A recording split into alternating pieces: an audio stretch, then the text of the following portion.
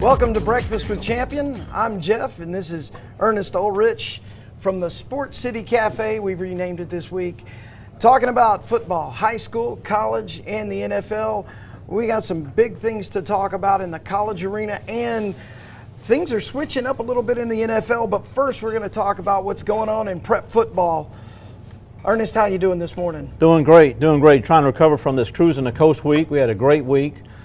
Just trying to catch our breath and get back to normalcy, I guess, a little bit. So we're excited to be back at Sports City Cafe and looking forward to having a great show. Well, you know, last week we were talking about recruits in the high school football and what's going on. We talked about three big recruits that are going on, and we talked about the Alabama-Mississippi All-Star game, which is really big for these young guys. How big do you think it is to be invited to go to the All-Star games as a high school student? Oh, it's got to be great. I mean, you're on the big screen. You're in front of a bunch of eyeballs, a bunch of recruits. I mean, people that are coming to recruit players for teams. I think it's got to be a real good thing for those players to be in front of a bunch of people and get to showcase their talent in front of everybody. You know, we got a pretty big list. You've got the Alabama All-Star game, which from the southern region, we've got 3 players going to that. You've also got the Bernard Blackwell Classic coming up in December, and there's 11 people from the South region going to be involved in that. But one thing that stands out is how many offensive linemen are in that group. Yeah. I mean, the coast to have that many players representing on the Gulf Coast in that game is a good compliment to the coaches, the coaching staff on the coast. As far as the coaching, for one thing, offensive linemen, I mean, that's a great position for, these players to be in front of, a big crowd, show their talent, and to have 11 here on the coast, not just offensive linemen, but 11 players of different calibers, different positions. It just represents the Gulf Coast in a great way. Yeah, and if you see, I've even seen people that have played on the defensive side getting recruited into changing positions or talked into moving into something, because offensive linemen are a commodity. Because you can see, even translating into the NFL, how people are kind of down on Tony Romo when they beefed up his offensive line, how great his play went. So you need to get him at the lowest level. Looking at Deontay Reed from Picayune, he's a senior offensive lineman, 330 pounds, 6'2", 330 pounds, having that protection for that quarterback, because if you don't get that protection, you don't have the group opening up holes. You don't see a lot, and you don't see a lot of offensive production. If you can't score points, you can't win games. Right. And this guy being 6'2", 330 pounds, that's the kind of offensive lineman you need to open up holes for the running backs. And clearly you look at the NFL, the college, the offensive lines, the teams that have strong offensive lines, the Alabamas, the LSUs, Mississippi States, and of course we're talking SEC, but those kind of lines that have those big linemen, you're going to run the ball and you're going to have an explosive offense. Well, so Reed would be a great fit. Well, some of those guys, we're looking at Zach Bond from Stone High is going to be in that game, but we're running out of time. When we come back, we'll be talking about the SEC, some of the upsets in college rankings, and on Breakfast with Champion when we return. All right.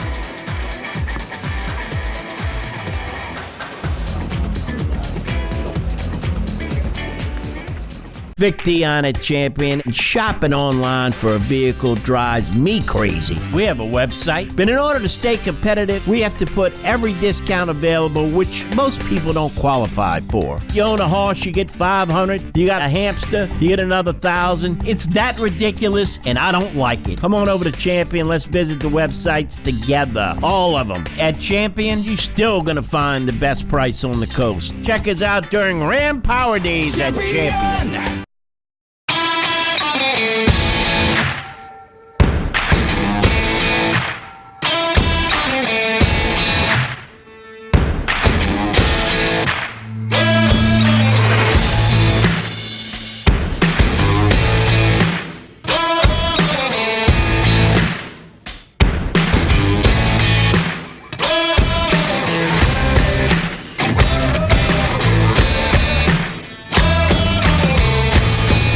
Business has one speed, fast. And with new 1 gig internet from Sparklight Business, you can put yours on the fast track to success. We're delivering on our promise to connect you to more opportunities, more speeds, and more flexible plans. With speeds up to 1 gig, you can download a 2-hour presentation in 8 seconds. Collaborate across the country in real time. Access cloud-based applications instantly and more. Because with new speeds come new possibilities. Call now to find the right speed for your business with Sparklight Business. Welcome back to Breakfast with Champion. I'm your host, Jeff Marion, with Ernest Ulrich at Port City Cafe in Biloxi, which we've renamed Sport City Cafe. We've had a great weekend of college football. A lot of things kind of caught you off guard if you weren't expecting it. What did you see this weekend? Well, when you say great, it was great. As far as LSU, now ranked number 2. The Florida game was just outstanding.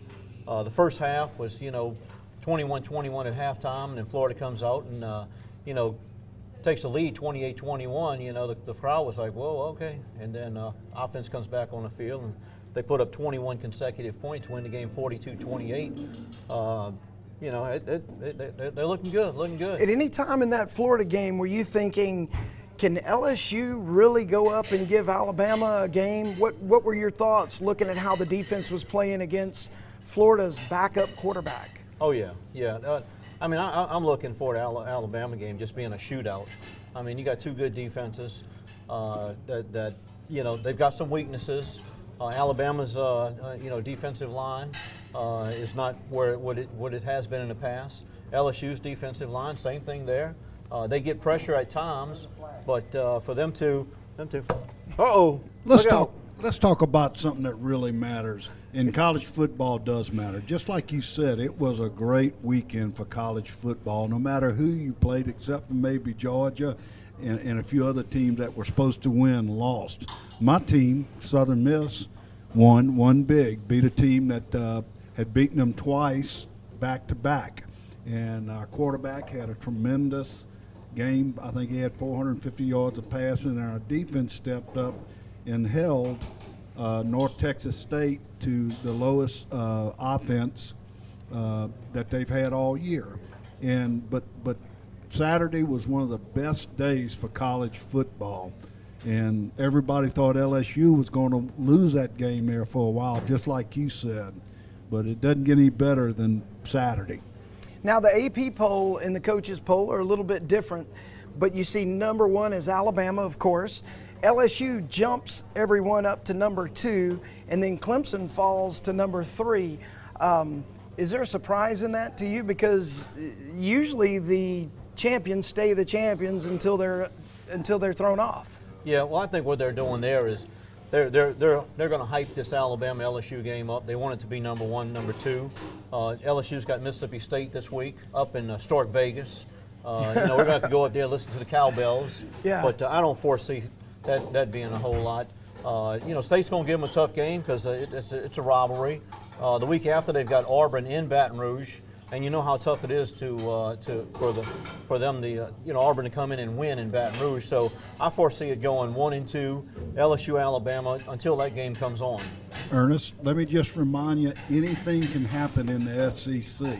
Any given week, you look at Tennessee, you look at South Carolina.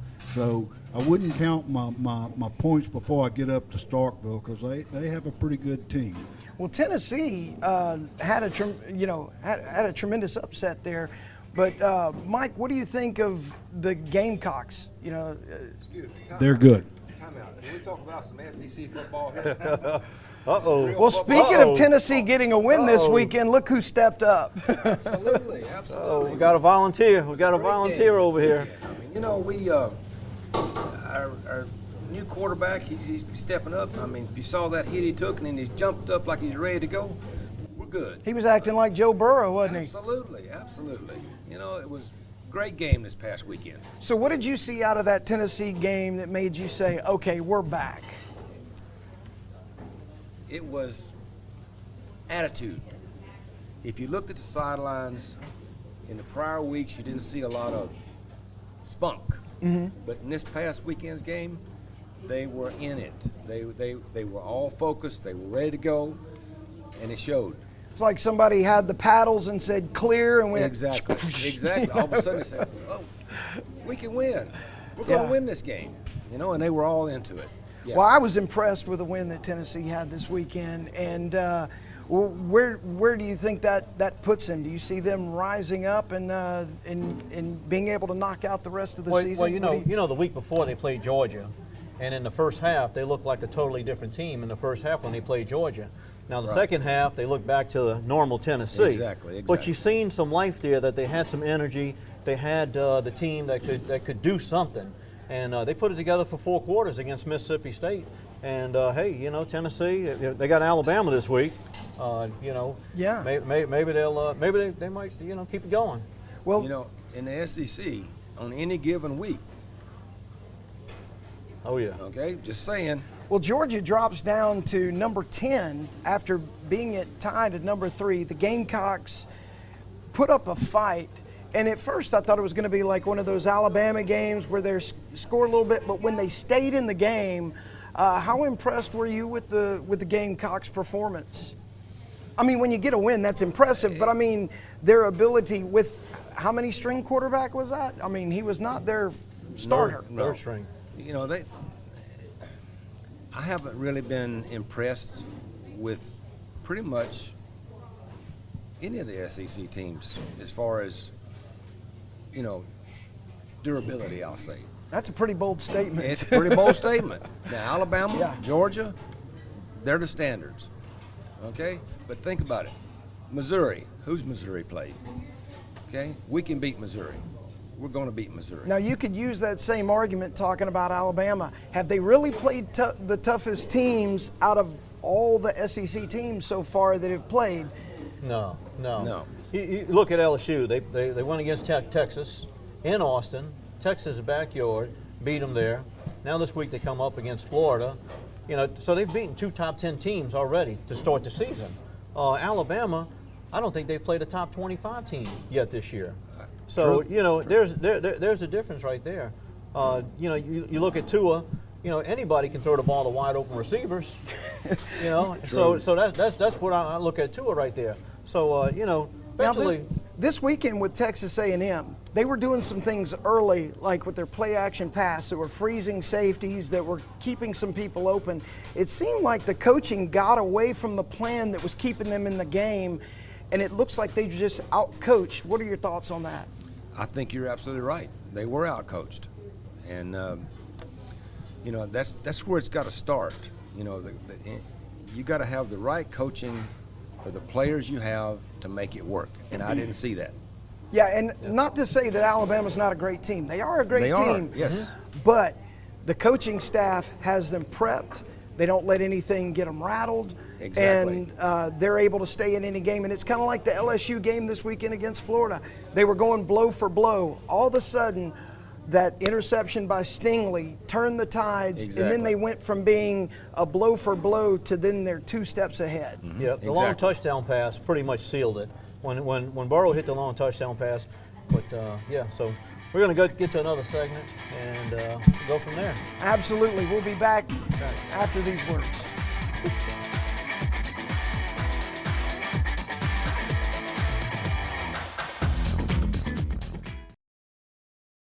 It's Vic Dehan at Champion Chrysler Dodge Jeep. We have the sleek and fast Charger SXT right here at Champion for $19 and some change. U.S. News ranked it one of the best top 10 American-made vehicles on the road today. A sports car with comfort. Come and ask for stock number 39120. Some terms and conditions may apply. It's the Dodge Power Dollar Sale here at Champion. ChampionValue.com. Champion!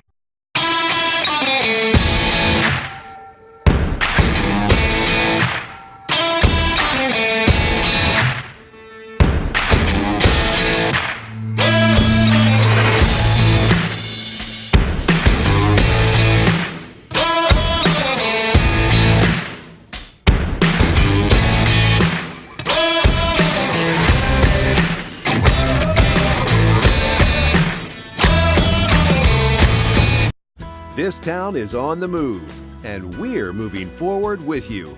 helping you grow your business and connect to more customers using today's ever-evolving advertising technologies.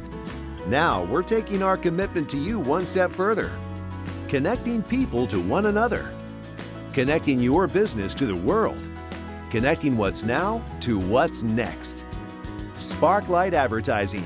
Go anywhere from here. Welcome back to Sports City Cafe. We're Breakfast with Champion. I'm your host, Jeff Marion. We're visiting here with Adam Stanley from the Hard Rock Casino. Also, my co-host here, Ernest Ulrich of the Port City Cafe. It's good to be here. Remember, you can come down here every Monday morning and join us at 8 o'clock. Be a part of the live taping, and if you want to get in, you saw we had some guests here that were able to join us, and you can put your 2 cents worth in on what's going on in the football world. Welcome to the program. Thank you. I'm excited to be here. Russell had told us about the show, so I decided to, basically shoo him away for a couple weeks, get a chance to come on and hang out. So with the Hard Rock Casino, tell us a little bit about what you do, Adam. I'm a supervisor at the sports book. I pretty much just help keep things moving and, help everybody get their bets in, and, if there's any issues, try to fix them as soon as we can. So who were the big winners this weekend, Ernest? Well, the Saints, by far, them being a 3-point underdog, they're playing Jacksonville at Jacksonville. Of course, we don't have Breeze. Jacksonville has a good defense, but so do the Saints. So did Vegas make money, or did the people make money? I would say that the Vegas probably made money. There was a ton of money on Jacksonville, I'm sure. But I think the smart money was on the Saints, clearly, because the Saints, they've proven. They're 4-0 with Teddy Bridgewater. Yeah, and you know who also is 4-0 against the Jaguars? Sean Payton. Right. And, the Saints, when they go on the road, and, like this week here, we've got, they got the Bears. You got Peyton going against Nagy. And yes. So that right there is a plus. Well, Teddy Bridgewater, somebody's coming up here. What's going on? We got a flag on the play. Oh, we got a flag. Another flag. Still talking about the Saints when the Broncos had a shutout last week. Here we go. Here we go. Nothing to the Titans. They had like 7 sacks, 3 picks on Mariota and Ryan Tannehill. I got to give it to them. Broncos are looking good. Flacco is proving that he might still have a little something in the tank. Yeah, they're about to turn the season around. Well, that's good to know. Going back to the Saints, though, one of the things about the Saints, though, Teddy Bridgewater, he struggled a little bit yesterday. It seemed like he wasn't as accurate throwing off, but it seemed like he was being harassed a little bit. What do you think? He was. Give it to Jacksonville. They've got a top 10 defense. Kamara wasn't himself. It was hard to run against that defense. And they put pressure on Teddy. They wanted Teddy to make some mistakes, and Teddy, stood up, held his own. Well, Jalen Ramsey didn't play yesterday, which is their best cornerback. But do you think they were better without him? Oh yeah. Jalen is a cancer. He's a cancer. The team. They just when you got somebody who wants to be traded, hey, just let him. Just do his own thing and let them play. It's kind of reminiscent of the Antonio Brown situation, but I know we're not supposed to bring that up. But but looking at Alvin Kamara, he was playing hurt yesterday. Yeah, he's a little banged up. He's a little banged up, and for the most part, Breeze. Sean Payton. It was like the Cowboys game. Play good defense. Play some, kick some field goals, control the game and everything, and that's what they did. It's almost like going back to the Jim Mora days again. Control the clock, play good defense. Also Latavius Murray, he's starting to get a little more production. He had over 5 yards per carry.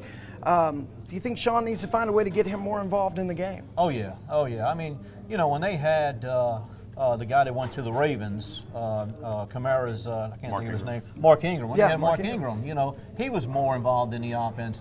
And I think Murray is gradually getting to that point where Ingram was at, and clearly they need to do that more with Murray, have him fill that Ingram role more. Yeah, Jared, you don't want Alvin Kamara handling the ball 20, 25 times a game. you got to get Murray involved just to keep that workload off of him and keep him fresh. That's a good point. Also, I saw something that was reminiscent. I haven't seen out of a tight end since Jimmy Graham, and that was the catch that Jared Cook made, the way he extended his body, got up, high pointed the ball, and it was something that he would not have made before. Do you think something's changed in the way he's playing, or you think he's more in the game? What's going on with Jared Cook? Because he looked better yesterday as a tight end. Yeah, I think with Bridgewater, Peyton is trying to find opportunities for him to get the ball to the tight end position more. When Breeze is in there, Breeze is, he's looking for Michael Thomas. He's looking for Kamara. He's looking for all these guys. But it seems like, Bridgewater's in there now, and they're looking to go more to the tight end. And I think it's just Peyton's way of coaching the offense. Well, talking about upsets, of course, your Broncos, boy, they dissected Tennessee and showed that Tennessee's got some problems there. Also, what's going on in Jerry's world? Jerry's world, oh man, I tell you what. They start off 3-0. Now they're 0-3. We got Philly coming up this week, and I just don't. I mean, you got Clapper on the sidelines, and Clapper's really having a hard time. The players are coming off the field. They don't want to high five them. They just walk off the field. Wow. So they've got some turmoil. They've got some turmoil brewing with the coach. Well, it goes back to what we talked about at the beginning of the season when we were talking about the Cowboys going into the Saints game. Who did they beat? Washington, New York, Miami, and that was Washington. I mean, that was New York before Daniel Jones. Daniel Jones. Thank you. Yep. And so I don't know what's happening with them, but their defense isn't performing like they were supposed to be. This big defense. Yeah, it seems like it revolves everything around Dak and Zeke. If the offense isn't clicking, the defense just it's just not. They don't have the integrity or the whole team playing together. You got one side that's not playing good, so it affects the other side. And then coaching, you don't have that strong coach that's, like a Belichick that can pick them both up and say, hey, we need to do this and to keep things rolling. And, that's where you see the problem there. Well, we're going to take a short break. When we come back, we're going to be talking about sports betting. We're going to talk about what the point spreads are in college and NFL next week, and talk a little bit more about what's happening, what to expect out of the Saints game next week when we come back on Breakfast with Champion.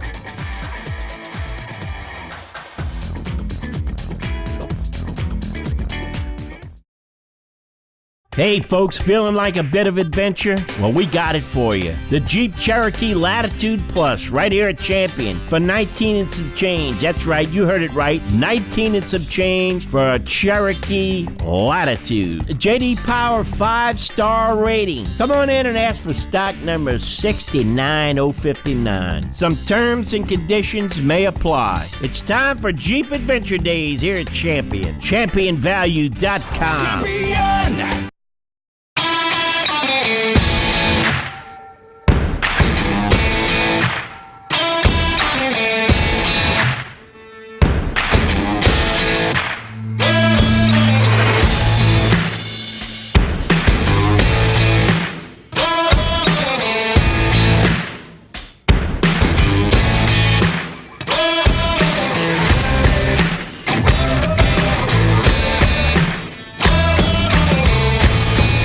Welcome back to Sports City Cafe. It's Breakfast with Champion. I'm Jeff Marion, Ernest Ulrich, and we're visiting with Adam Stanley from Hard Rock Casino Sportsbook.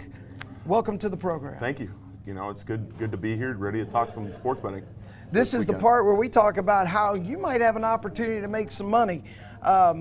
What do we see, Ernest? What do we see going on this week on the games? Well, you know who I want to talk about. LSU's going up to Stark Vegas. Mississippi State is getting 19 and a half. Come game time, it'll probably be close to 21 because there'll be a ton of money on LSU. The problem with Mississippi State is the quarterback position, the offensive line. They scored 10 points against Tennessee. Now, LSU's going to put up a minimum of 40 points. They've scored 40 points in 9 consecutive games. Now, is Mississippi State going to score, that many points to keep up with LSU? I don't think so. With them losing to Tennessee this weekend, that was quite an upset. Yeah, and the crowd will be into it. The cowbells will be ringing and everything. It's going to be a challenging game up there for LSU, but I just don't see Mississippi State being able to keep up with the offenses. The other game, that we're looking at is Alabama and Tennessee. Tennessee's getting a ton of points, and Tennessee's coming off that big win against Mississippi State. So, you wonder how the players are going to react to that big win against Tennessee. Are they going to have a letdown? Usually that happens. So I think Alabama, it may be a shutout game. Tennessee had a big win, but I just don't know how they're going to react to that coming off Mississippi State win. So looking at a few games, we want to ask Adam about. Tell us about the Saints at Chicago with a 3.5 point underdog. Saints game is going to be a good game. Saints getting 3.5. I could see that being a really close game. They could cover that 3.5. It could be a 3-point game. Basically, it's going to be a game like they played against Jacksonville. It could be like a 13-3 game, 13-6 game, just because, all year Chicago's only put up 30 points once. They put up 20 points once, and that was against Oakland in a loss.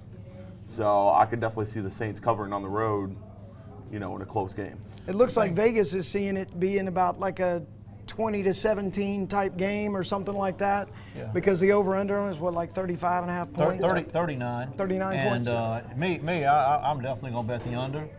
You look at this week's game here, Saints and Jacksonville, two defensive strong teams, and Saints win 13-6. So I see this game with the Bears being the same way. It's going to be just a tight defensive game. Yeah, and definitely for it to go over, it's definitely one team's got to score at least 20 points. What about the Rams at Falcons? The Rams, they had a couple of home losses, but the Falcons haven't been playing so well. So, the Rams could go into Atlanta, end up beating them by at least a touchdown. Yeah. Also, looking on the college side, I see Missouri going into Vanderbilt. Vanderbilt is being spotted 21.5 points betting. Do you see, what do you see there? Yeah, honestly, with the fact that Vandy put up, 30 points against LSU? Yes. If they can do the same thing against Missouri, they could cover that. Missouri's got a good team. They'll win the game, but I think Vandy could cover. Whenever a team's getting 21.5 points, what do you have to put down to make so much? How does that work? It's basically, all point spreads and over-unders, you got to put down 110 to win 100 for the most part. Every once in a while, they'll throw in a 120 on one team to win 100, or, it'd be even money on the other team. Wow, So. 110 to make 100. Well, look, it's been a great show. We appreciate, Adam coming out from Hard Rock and all of the guests that we've had here to participate. So, hey, let's have another good week next week and keep the show going. And goodbye. Join us next week at 8 o'clock.